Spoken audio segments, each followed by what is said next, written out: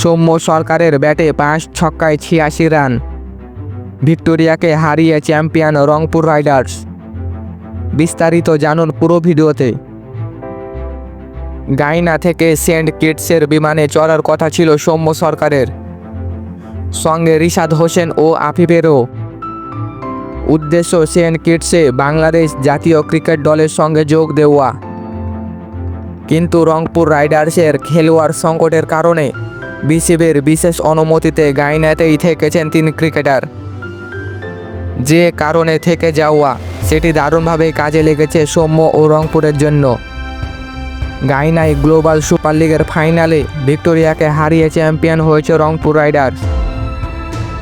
সে জয়ে 5 ছক্কা ও 7-4-এ অপরাজিত 86 রানের ঝড়ো ইনিংস খেলেছেন সৌম্য সরকার। প্রেসিডেন্স স্টেডিয়ামের ম্যাচটিতে ভিক্টোরিয়াকে 179 রানের লক্ষ্য দিয়েছিল রংপুর রাইডার্স। প্রথম 7 ওভারের মধ্যে 1 উইকেটে 65 রান তুলে কক্ষপথেও ছিল অস্ট্রেলিয়ার দলটি। কিন্তু পরের 5 ওভারের মধ্যে 5 উইকেট হারিয়ে 12 ওভারে 6 উইকেটে 89 রানে পরিণত হয় ভিক্টোরিয়ার স্কোর।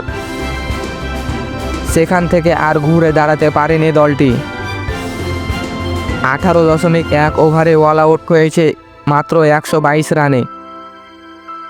এর আগে টস জিতে ব্যাট করতে নামা রংপুরকে উদ্বোধনের জুটিতেই এর চেয়ে বেশি রান এনে দেন সৌম্য ও স্টিফেন টেলর। 14তম ওভারের শেষ বলে প্রথম ব্যাটসম্যান হিসেবে টেইলর যখন আউট হন তখনই রংপুরের রান 124। সৌম্যকে অবশ্য আউট করতে পারেনি ভিক্টোরিয়া। 33 বলে 50 ছোঁয়া এই বাঁহাতি শেষ পর্যন্ত অপরাজিত ছিলেন 54 বলে 86 রান করে। সৌম্যের টি-20 ক্যারিয়ারের এটি 20তম 50।